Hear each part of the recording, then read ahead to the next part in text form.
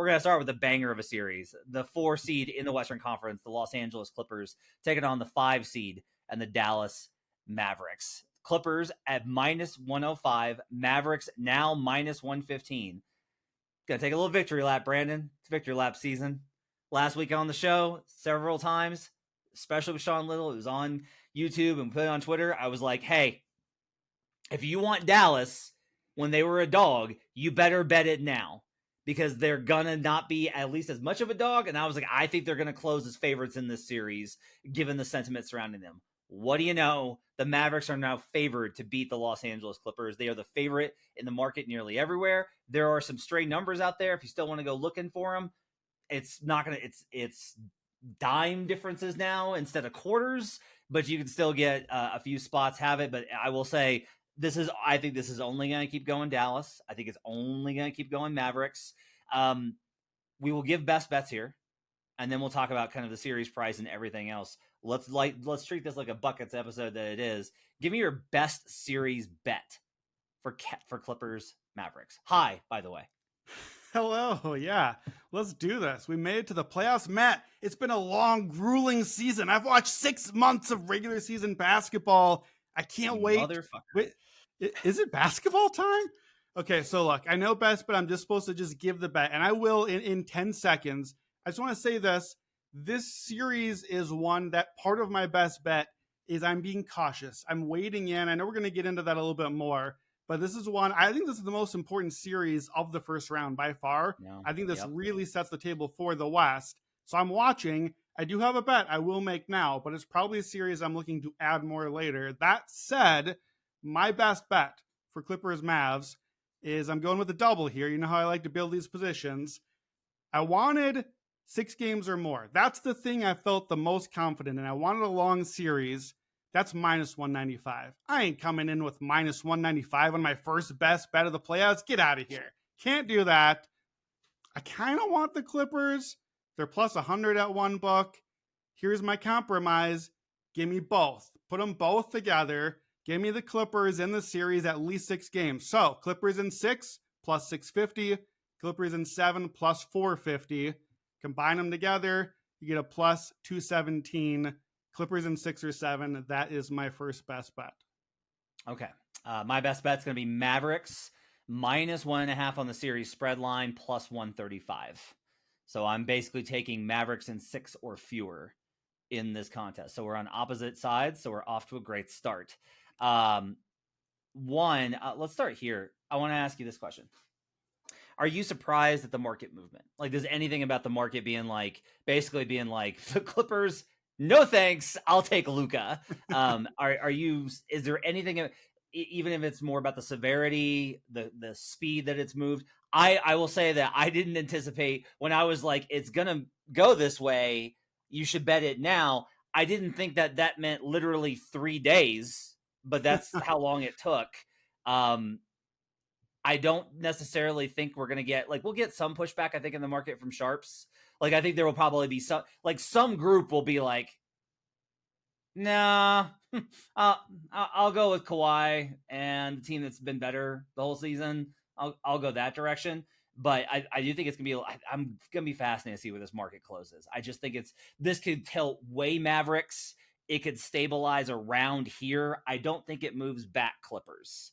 I know that market analysis isn't something that you are keen on. What do you think? I'll just go ahead and just ask. What do you think about that? What do you think about the market? So I will say this. I wouldn't say that I am surprised that the market has moved how it is.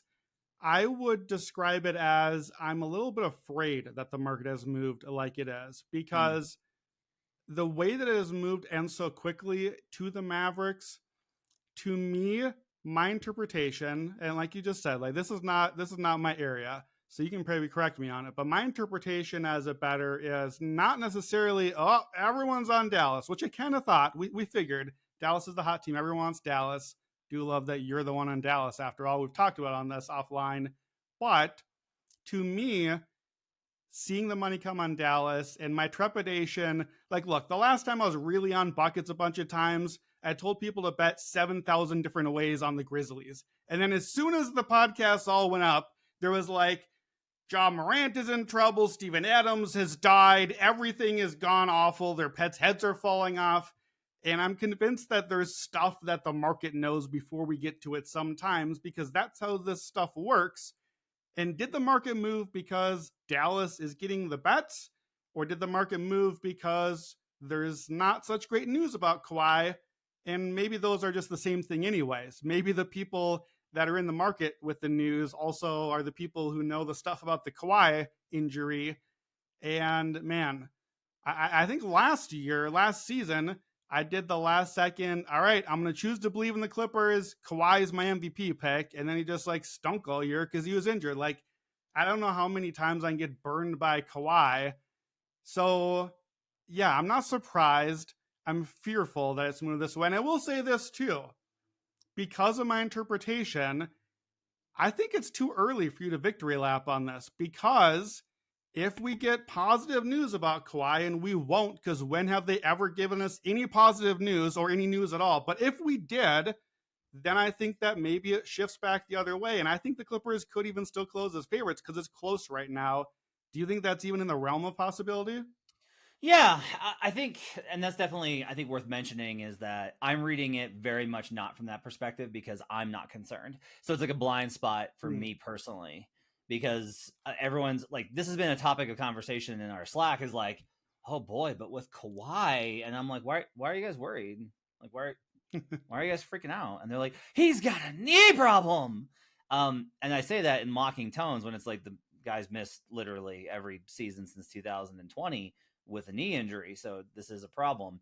To give you the latest on the Kawhi situation, Ty Lue said the word was, hopefully he's ready for the playoffs. Lawrence Frank had the most informative piece of, like, the actually insightful piece of information, where Frank came out and said, he's head of basketball operations, said that Kawhi's dealing with inflammation in the knee. And so the games that he's been off has been trying to get the swelling to go down. You give him the rest and the knee goes back down and then he can play. This is notable because he's not dealing with a tweak of the knee or discomfort in the structure of the knee, and he's not dealing with a tear. It's not a sprain.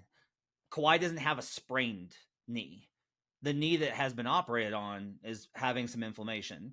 Jamal Murray just had this. He just that was why Murray missed a chunk of games recently, was he had inflammation in a surgically repaired knee. Now, the good news is that it's not a sprain. The bad news is that what happens is if you have discomfort in one leg, what do? You compensate with the other leg. And so like the risk there is genuinely that not only is there like a from the research that I've done, which as always, not a doctor, by the way, Bill Lawrence, who did Scrubs and a bunch of other really great shows, his production company, not a doctor. I'm not a doctor, but the research that I've done and talking to reading stuff from people like Jeff Stotts is very much like, okay, there's a small chance of injury, but the bigger concern is that the compensation that you put on it in that leg, in the lower leg, that leg in the hip, and especially in the other knee, is that you will compensate with more wear and tear on the other one, and then so you increase the risk of injury. But my kind of overall thing of this is like, I come back to it, I'm like, so is he injured? And the answer is no. He's dealing with a condition. He's not injured. And that to me is relevant, right? You're right that there may be like a marketing inclination, like this may be one of those where somebody, I always think it's funny because outside of, we work for Action, and so we operate in these circles.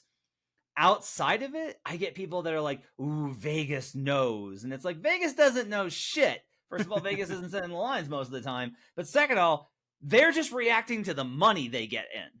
So the answer is someone knows something, and that someone that knew something put a bet in, and that's how we get here. But in general, I would say that my Kawhi concern is low. Maybe that's optimistic of me. I'm still on Mavs, but my Kawhi concern is relatively low. But that may also be my blind spot here. You're absolutely right that could be the reason this market has moved, that there hasn't been Kawhi's good to go. He practiced today. He's fine. Ty Lue was like, quote, he did some stuff, which is like, the way the Clippers handle this stuff is so maddening. Dominoes? Did he play on the Switch? Like what do you mean he did stuff at practice? So I'm not necessarily concerned about it, but given all the stuff I just kind of talked about, do you have any like kind of response there? Yeah, so I think that's a good way of framing it, because I think that if I'm being fair, I think that my blind spot is maybe the other side of it, where earlier in the year, the Clippers had that really hot stretch when I was like deep in NFL playoff mode. And I even like tweeted, I think, about like, well, can't wait to ignore this later when the Clippers have run their guys into the ground and are all tired out in time for the playoffs. And here we are. Kawhi is injured. Here's the games for the season. Kawhi 68 games played, Harden 72, PG 74. Those are the most for all three of those guys, like in ages in the regular season. However, they all played much lower usage roles. They all played lesser minutes. They all had less wear and tear in what they're doing. And frankly, they didn't quite go as hard. Like the numbers show that they weren't quite as effective this year. Kawhi, even compared to the hot stretch, Kawhi was incredible and then slower later. The reason this matters so much, and like, look, I know you know this, I know listeners know this as well, but Kawhi Leonard turns into God in the playoffs. Like we know how good he is, and then we kind of forget collectively, including myself, and then the playoffs start and we see a game or two and it's like, oh my gosh, we're watching Michael Jordan right now. And I do not say that lightly. Like, here's the number. Since 2016, when Kawhi actually plays in the playoffs, 72 games. So basically a regular season worth of games. He's scoring 29 points a game on 51, 39, 88. So 50, 40, 90 shooting, 29 points a game, 63% true shooting, 11 BPM, which is like Michael Jordan level, Nikola Jokic level. He goes up 6 minutes a game. He's playing like 40, 42 minutes a night. He plays all the minutes available. He is, as much as any player in the league currently, past, historically, he is as good as any playoff performer you can have. He just doesn't play because he gets hurt. Like he's left the last two series he played hurt in the middle, but when healthy, since 2016, Matt, 2016 is a long time ago. Since 2016, healthy Kawhi has lost one playoff series, and he was up 3-1 in that one. That was Denver. I know you know that one. So I realize a bunch of those is because he wasn't healthy, but that's, to me, that's why it matters. That's why this is the biggest swing factor, because if we get playoff Kawhi, like I should assume is happening, playoff Kawhi, playoff Luka kind of neutrals each other out, and now I have to look further down the line, and I'll get to my case later. So to me, that's why it's such a big deal, but I think my priors are giving me the trepidation that your priors are giving you freedom with. We have a rundown, okay? So we like put together a whole rundown to try, because I should do that as the person that runs the podcast. And like, you know, kept it pretty simple, kept it pretty direct. Like, hey, here's the stuff that we'll hit. I added a couple of things. And then Brandon decided to add stuff in. And the only thing I can really say is like, if you were to describe his edits are like, I choose violence. That's what Brandon did with his edits. Because he opens up with this question, which is one of like the most infuriating ones for me. Is Luka / are his teams good in the playoffs? I will let you go first here. Okay, so individually, the numbers are overwhelming. Like, I don't think we need to go too long on that. 28 games so far, 32.5 points a game, which for guys that have played at least 25 playoff games, only him and Michael Jordan are over 30 points a game. So 32.5 a game, 9 rebounds, 8 assists. The advanced metrics are all great. They always are. It's Luka. Individually great. As the team, like that's the pushback is, well, yeah, but the teams never do any well. It's just Luka gets his and then their teams lose. It's great. Luka does really well and then they lose. They're the underdog in all 5 series that he's played. And all but one of those series have gone to at least 6 games. So if you think of series as a thing that you could count as an ATS record, if you look at how the series would have been priced at the time, Luka is 4-1 ATS against a series spread, and he's won 2 of them with his team. He's 2-3 straight up. It's a team accomplishment. I know one of them was mostly Jalen Brunson. I know, but the team won 2 of the 5 in the series. So we had obviously the 2 Clippers series. They're the 7 seed plus 465 in the bubble. They went to 6. They were the 5 seed the next year plus 310. They went to 7. Those are wins for Luka on a series line as a big underdog getting that late in the series. Like, I know you got to win the ring, you got to win the series, but as bettors, we can appreciate Luka and his team are outperforming what the expectations were. Then the next season, they were plus 245 against the Jazz. They won the series. They're plus 240 against the Suns. They won the series. They stunk against the Warriors. That's the one bad mark. I think Luka has clearly been great individually. I think his teams also have outperformed expectations. They're just also the underdog because the teams haven't quite been good enough. And to me, it's a lot like what we saw early on. Well, neither you or I saw, but no looking back at like Michael Jordan early in career or LeBron a little bit early in the career where one guy brilliant, team not good enough. That's what I think is happening. So I think I can over contextualize things, which is funny because Mavericks fans have been saying that I refuse to acknowledge context for the last 6 weeks. I can over contextualize things. And that's definitely a thing. And so your very big picture view of like, hey, here are the numbers and here's how far they went. And like, if you bet on the series line in each of these series on Dallas, you'd be up. That's absolutely accurate. And it's possible that that's just like the way to kind of view it. I am not like, no, I am right. This is nonsense. That's just one. I don't have enough confidence in any of my takes to really believe that. Here's what I will say. The first series they played in, it never really felt at any point like the Mavericks were going to win that series. It was very much in the beginning. It was like, oh yeah, no, the Clippers are going to win here. That was the first time out. That was bubble, wasn't it? 2020. Yeah, that was the bubble. That was bubble. So no home court. Right. Which I actually think hurt Clippers more there. And we know that was the year also that Luka had the like 45-point game walk-off 3 winner also for one of those wins. Which, by the way, and we've talked about this on the show before, there was another clip today of somebody saying Luka's going to beat them again. Like, again, I just want to reiterate this. I got to reiterate this. He's never beaten the Clippers in a playoff series. They haven't played like 8 times. But I just need to be very clear that everyone is making up a series where Luka beat the Clippers. It hasn't happened. And so we go through that one. 2021, they go up 2-0 and in LA. And it was coming off of that bubble collapse. And so everyone was like, holy shit, the Clippers are going to implode. I have two thoughts on that. One, that shows you where the Clippers were at in our collective consciousness. Yep. About coming off of that bubble collapse. 2, that was also the year after the bubble in a shortened season. It's a little bit funky. And I remember those first 2 games being like, this is just weird. And then like, this is an opinion thing. And this is an interpretation and you're free to disagree. From where I'm at, basically, the Warriors had a series lead in 14 versus the Clippers because the Ballmer thing happened. Or not Ballmer, the Sterling thing happened. And then like the Clippers got past all that nonsense, straightened out, and then it was like, oh no, you're not in the same class. And then Steve Kerr showed up. Similarly, like the Mavericks won those 2 games, but from where I was at, I was like, oh no, the Clippers like once the Clippers showed life in game 3, I was like, oh no, the Clippers are going to win the series. They basically just like stopped fucking around and then beat the Mavericks pretty handily. And the response there is like but the Mavericks weren't any good. Like, this is what's infuriating me is everyone's like, well, you can't hold that against them. The Mavericks weren't any good. If they weren't any good, then then we know that they weren't going to win that series anyway. So why does it matter that they won a few? Like, we can basically say that those were outlier performances because you're admitting the team wasn't good in the first place. I sound like the dude in Princess Bride when I start talking about this. I cannot drink the wine in front of you.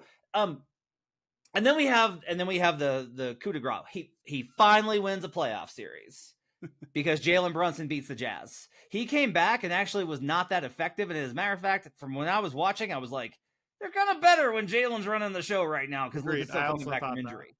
Then there's the Suns series. And he deserves a lot of credit because he was awesome in that series and he was amazing. And they forced a game 7. I'm sorry. I watched the Phoenix Suns the entire season fine. Regular season basketball, whatever. I watched the Suns in the 2021 playoffs when they made the finals.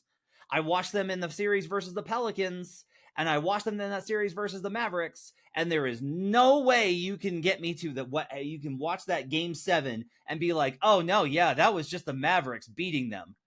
Nope. It's weird. Something years down the road, there will be a podcast, and someone from that Suns team will be like, oh yeah, we all had COVID. Yeah. Extremely sick. All of us should not have been playing, but we were like, we knew this is our chance at the finals, and we weren't going to go out because of that. I'm sorry. And the problem is when you contextualize it this way, you have, oh, that's cute. You won 2 games versus the Clippers. Oh, that's cute. You won until they started trying. Oh, Jalen won you a series, and then the Suns got COVID. Now, this is like a lot of work to discourage the fact that Luka's had some really good playoff numbers. My bigger thing, honestly, above all of this, Brandon, is this one simple thing. He is a heliocentric, hyper-usage player, and those guys wear down. And that's going to be a concern. Now, there's a lot of stuff I looked in the tape when I did the MVP breakdown on him that's very encouraging from they can rebalance the offense, and maybe that's going to be better for him. But that to me is a lot of this. I do think that Luka Doncic runs out of gas in these series because of how he plays. So I think that's a good transition then to the one other context point added on our rundown is obviously Dallas has had this big uptick recently. They won 16 out of 18. They lost the last 2 because they weren't trying down the stretch. But they had this huge push, and that's why everyone's been in on Dallas. Everyone's excited. You have much thoughts to give, I'm sure, on the late Luka push for MVP, and that was kind of contextualized within that. So I'll let you start here. Is the Dallas recent uptick real? Are the Mavs as good as they have looked, and Luka as good as he has looked this last 2 months? This comes down to a pretty key question, because the offense is like what it is. Like, it's great. Like, the offense is great. But it's what you think it would be when you have Luka Doncic and Kyrie Irving. Correct. with rim runners. It's pretty good. It's not, I will say it's like, you look at the numbers and you're not like, oh, like it's ungodly. No, like this is one of the most shocking things for me is like, do you realize that Tyrese Halliburton still, after all his shooting troubles, still had a better offensive rating this year? Like, their offense was still better. You got Kyrie Irving and Luka Doncic. Tyrese had like Miles Turner for some of it and like Nemhart. And yet his on-court offensive rating is higher. Okay. And that to me is why you and I will be taking Tyrese Halliburton when we get to tomorrow's podcast, but we'll get back to him. But the big thing with a lot of this, honestly, is this one central question. Do you believe that Daniel Gafford is an elite defensive presence? That is the question that you are going to have to ask. Because since the All-Star break, when he was traded to Dallas, he is defending 5.8 shots at the rim per NBA's admittedly wonky tracking data. And he is allowing a defensive field goal percentage of 45.9. Amongst qualified players, that's elite. Every defensive advanced metric basically says that Daniel Gafford has gone from, how can I put this, a Washington Wizard to one of the best rim protectors on the planet. I really like Daniel Gafford. I liked him in Washington. I thought that teams should have gone out and traded for him sooner.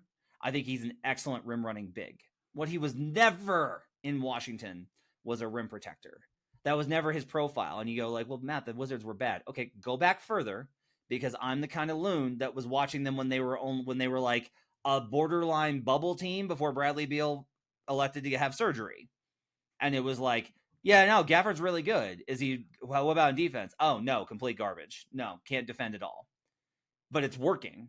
Is that coaching? Is it scheme? Is it defensive personnel for Dallas? Because it certainly doesn't seem like it, since Dallas was bottom 20 or bottom 10 in defensive efficiency until this stretch where they got super hot.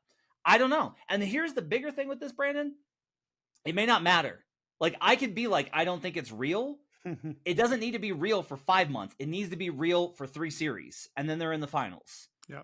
And you're live. Like, that's it. They just got to, this happens a lot. Teams get hot. The fucking Miami Heat were terrible shooting last year. They shot 45% versus the Bucks and 42% versus the Celtics, and you and I had to watch that team in the finals. Like, this can happen. It absolutely can occur, but that's where I struggle with this. That's why I'm so hesitant for being the guy that's taking Dallas here, is that Gafford inherently has never been this. So I don't know how to contextualize it, because when you boil all the numbers down, the big difference with Dallas pre and post All-Star is honestly mostly on the defensive end. I agree. So let me give you a little more numbers context here, because I think we're on the same side on this one. Since February 5th, so basically around the All-Star break, Dallas 24-7. I'm excluding the last 2 games here. We don't need data in there where Dallas lost by 7,000 to Oklahoma City in a sham of basketball game on game 82. So 24-7, number 3 offense. Okay, great. That's what the Owls are. Like, nothing has changed on offense. Nothing about their profile changed. Nothing about their 4 factors changed. They're the offense. They're Luka. We know what they are. Number 4 on defense. That made them second in that rating. Now, here's what really caught me that I was not expecting. And you look at, like, I'm big on the 4 factors: effective field goal percentage, turnovers, free throws, offensive and defensive rebounding. The only thing that changed about their profile, one thing, is the defensive EFG, effective field goal percentage. Before February 5th, for the season, Dallas ranked 26th in the NBA. Since February 5th, 3rd. They jumped from 26th to 3rd. That does not pass the smell test. Now look, I think Daniel Gafford is good. I also like Daniel Gafford. They are now starting Derek Jones Jr., who's a good defender. This to me is a little bit of the Jokic thing where, hey, you know what? We have a guy who's so good on offense, we don't really need other offensive guys. Let's play more defensive guys. Dante Exum is back. He's been a great defender for them. I absolutely accept that their defense is probably better now. I do not accept that it is 26th to 3rd better. That just doesn't make sense to me. Those 16 wins out of the last 18, 1 win came against a team that is a top 6 seed in the NBA playoffs right now. You remember it, Matt. Kyrie Irving hit a crazy shot over Nikola Jokic. That's it.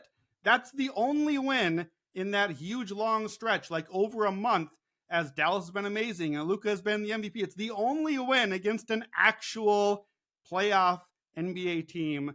The Mavericks are 22-26 against teams 500 or better on the season. That is the worst record among West teams other than the 10-seed Warriors. So I don't really buy that the defense has had this big leap. They're still bottom 6 in second chance points allowed. They're bottom 6 in fast break points allowed. The Clippers are 47-3 this year when they have a better field goal percentage. So if the Mavericks EFG thing isn't real, and now they play Kawhi and PG and Harden and they hit shots, then I don't believe it. So let me go back to you, because we just spent 10 minutes crapping on the Mavs and their history and the playoffs and the recent surge, and you're still picking them. So make the case. Okay.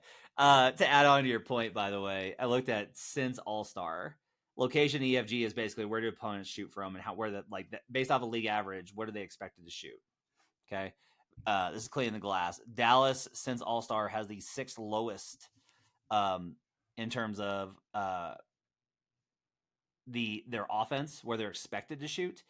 And then they are the 6th best in terms of actually how they shoot. And so on defense equally. So like they've had shooting luck on offense as well.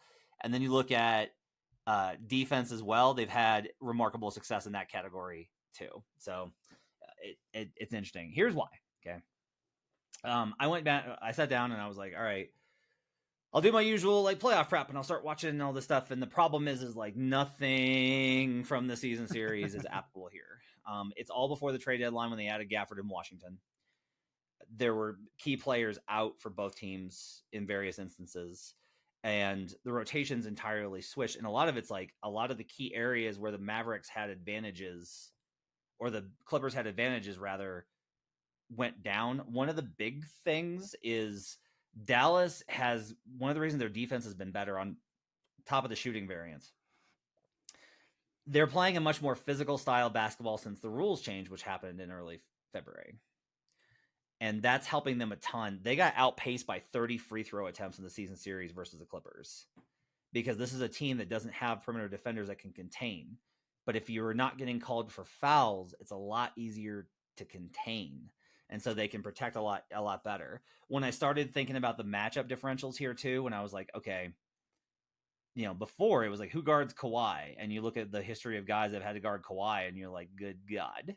They had DFS and some other dudes at various points. But like now it's like, hey, PJ Washington. All right, PJ Washington's not an elite defender. I'm not making that case. What I am saying is that he's a big body. That's what you want on Kawhi. You want a big, rangy forward that you can play in that spot.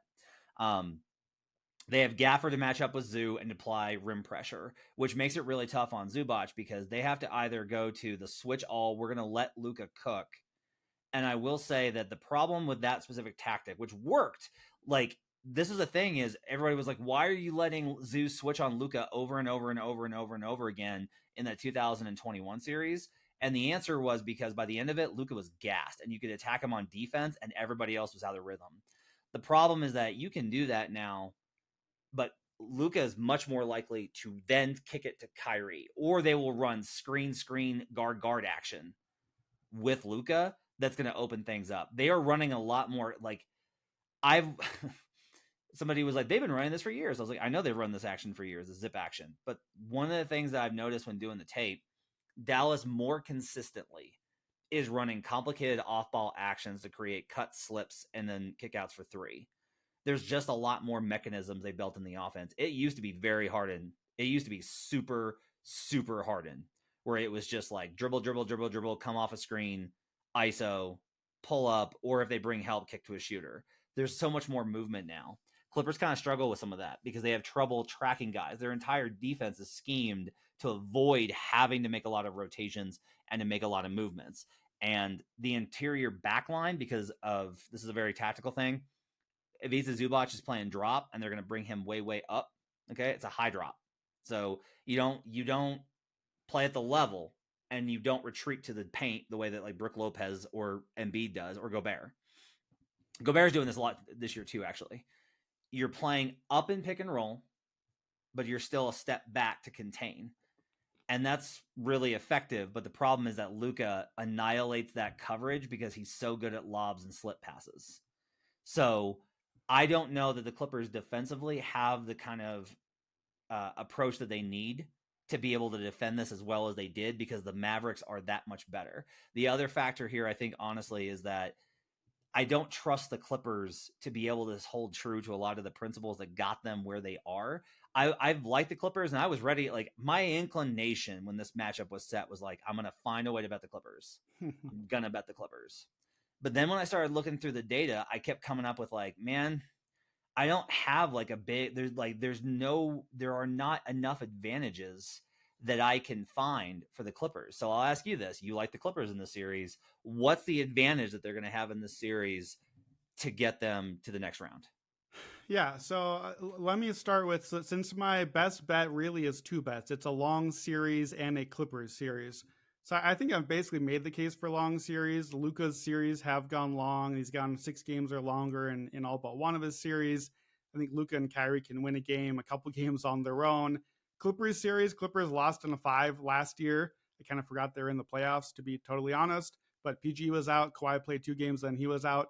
Before that, the Clippers had gone 6 games or longer in 13 straight series. And Kawhi had gone 6 or longer, 7 straight series. So I think it's a long series. I think we're going to have a lot of chance to continue to talk about this one and bet it. I don't know that I think home road means a lot in this series. I think it's just whose shots fall, really. So I think that sets up for a series that's going to be very takesy and very back and forth and long. I think the Clippers, honestly, just have the better collection of talent. The Mavericks, you kind of alluded to this before, the Mavericks are the Harden Rockets, only they're worse, and the league has caught up to that. They don't get as many free throws as the Harden Rockets did, especially in this matchup. They have not during the season. They're not as good on offensive rebounding, especially in this matchup during the season. And I think the league has caught up offensively to some of the things that like the Morey Harden Rockets were way ahead on. Not totally. Like it still clearly works. The Mavs offense is good, but I don't think it's as huge of an advantage. So it's like, okay, we have a worse version of what that was offensively. Clippers from the season, I look through the games. I know it's from a long time ago. The things that I noticed, number one, Clippers had a big bench advantage. Norm Powell was huge. Russell Westbrook was huge. I think those guys make a big difference in this series. I think those are just extra dudes that can go do stuff in a game, and Dallas doesn't have dudes like that. Their dude is Tim Hardaway Jr. Like, that's the third option that can do stuff, and there's not a fourth option. It's Jaden Hardy, who's not there yet. So to just have more guys that can take over a game, win you a quarter in a playoff series, I think that's those guys. I don't know if this is an advantage, so I'll let you respond to it in a minute, but the Clippers had a lot of offensive rebounds in the series where they played. Now, maybe that's a setup where I don't think we got Gafford. We didn't get Gafford in the series. I think Lively missed a couple as well. So maybe that's where the rim runner pulling Zubac out, getting him in, like, Zubac got a lot of rebounds in the series. That's one of my bets that I like, is him for rebounds leader. Maybe that one doesn't go so well. They limited their free throws. I don't like the matchup where the Mavericks don't score a lot of points in the paint. They're among bottom 5 in the league on that. I don't think they're really built to pressure Zubac and the rim. Maybe that changed down the stretch here. Maybe what you said has changed that. I think that sets up well for the Clippers. And then I kind of look at like the hierarchy of players. Talked about how good Kawhi is, playoff Kawhi. And I'm just going to really simplify things. Luka and Kawhi, let's call it even. Kyrie and Harden, I'm going to call it about even. But now I still have Paul George. And I get Norm and Russ. Yeah. And I got Daniel Gafford and Tim Hardaway Jr. And like, I don't know what's left over here. There's just a lot more talent. There's just more talent over here. Like, I still don't believe in who the Clippers are as a team. They just have a lot of talent. Like, as I was looking at this team, and I do not like this team, but it's like Kawhi in the playoffs is so good. Harden in the playoffs, I got to tell you, has been really good. I know we remember the really bad couple moments that he's had in the like 2 for 15 games, and they matter. But overall, his numbers are pretty good still. PG is good. All three of those guys play a ton of minutes, so that makes a big difference. That was the thing that helped the Nuggets a lot last year, was getting just more Jokic, more Murray. Turns out having your best players play more matters. Luka's already playing 37.5 minutes a game. Luka's already taking every shot and every usage. There's not another level of Luka. Playoff Luka is just Luka. Like, that's what he is all year long. There's another level to Kawhi and Harden and PG, and we've seen it repeatedly.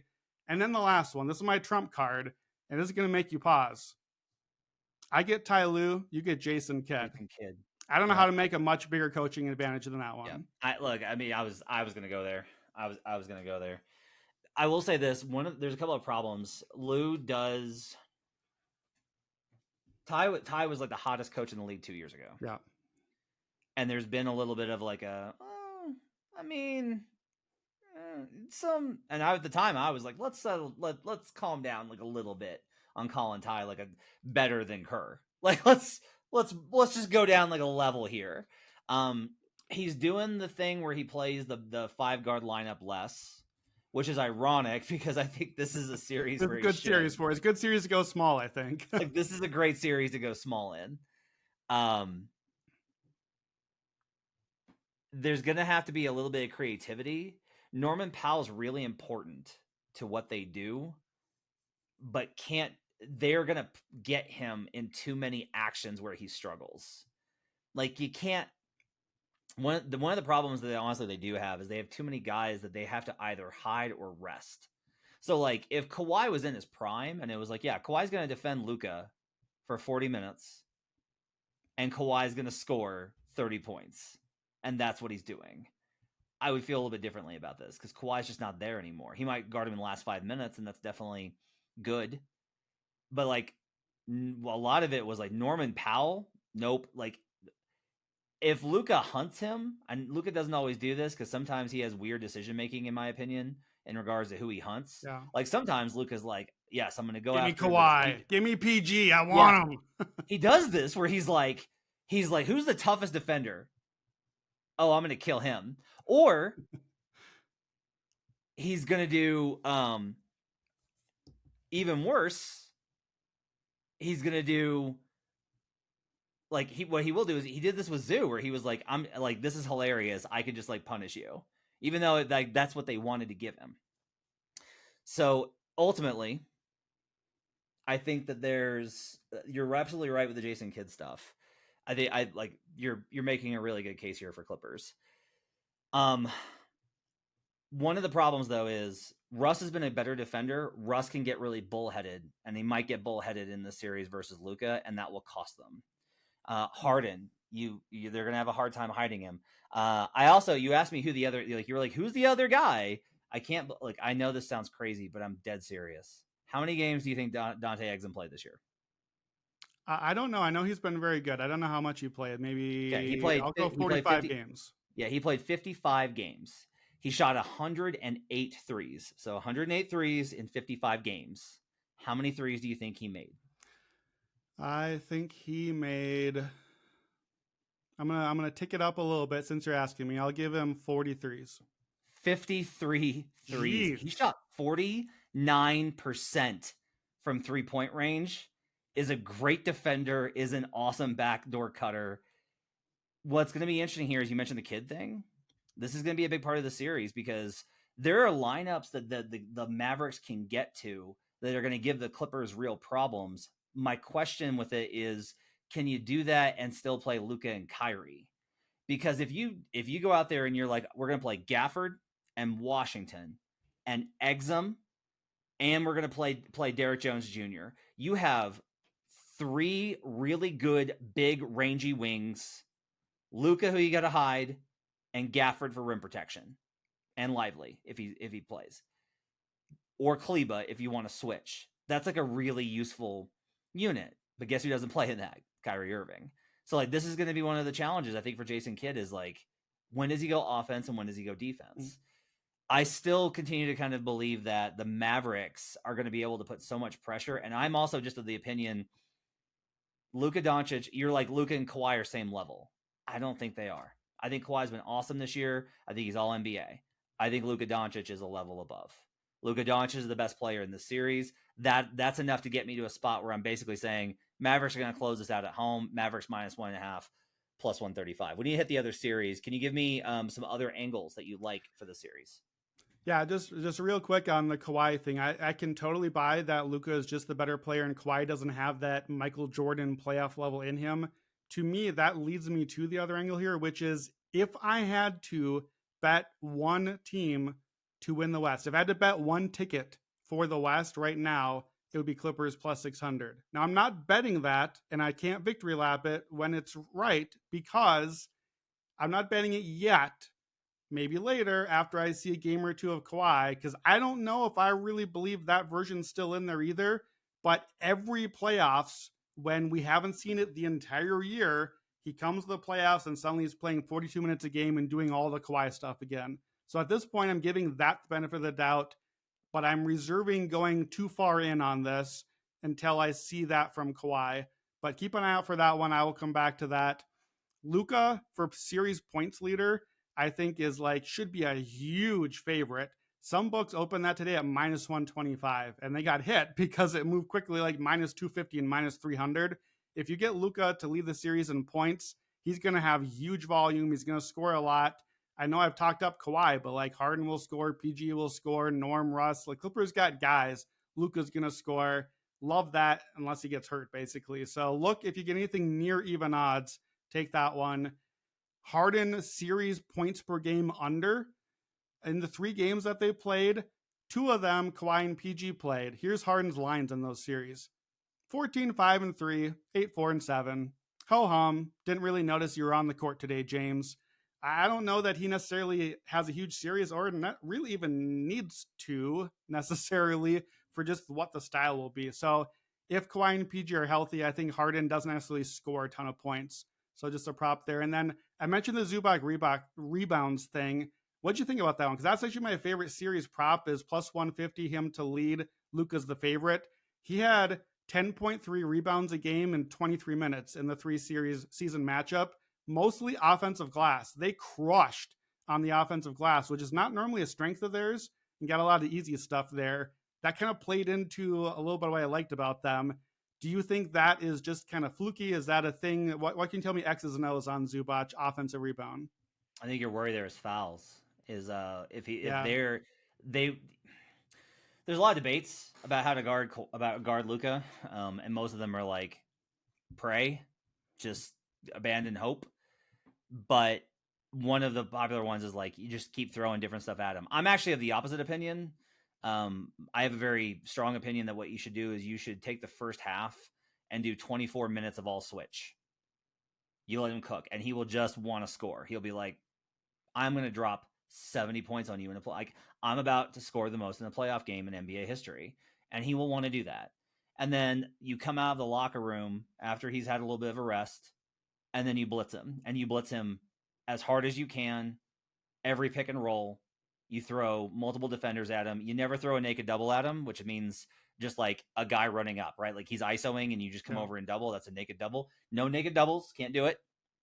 Cannot do that. He will make that read instantaneously. You only bring help when he's in post-ups or pick and rolls, but you blitz him as hard as humanly possible. And you do two things. He's tired from having scored so much in the first half, and now he's going against multiple defenders. And two, the other guy's been standing around watching him for 24 minutes, and you try and wear him out. Now, I'm not a coach. I don't know anything. I don't know a fraction of what they know, but that to me is like how the team should go about this. Getting back to Zoo, the problem is like what they will do is they will play a little bit of drop, and they'll play a little bit of switch, and they'll play a little bit of blitz. And in all those kind of situations, combined with how many times he's going to have to make rotations from up high to down low on lob contests, that's how you pick up fouls. Is when you're trying to make a play, you're trying to contest, you don't want to give up something easy, and then you get caught and you give up the foul. And Luka's really good at foul baiting. He's not one of the league leaders in fouls this year, unlike last year, in fouls drawn, but he's really good at it. So that to me is the concern. They have Mason Plumlee, they have Daniel Tice, and they got those guys for Nikola Jokic, but they also have the ability to really use those guys if they need to. So like, I don't think Ty Lue's going to be like, oh, Zoo's got his third, I'm going to leave him in. He'll be like, I'm just going to go Tice, or I'm going to go small. And so that's where I think this gets in trouble. I don't mind it at the plus 150. I think it's close, right? Like, I don't think that this is a bad bet, but that's my pushback if I had a concern on it. Okay.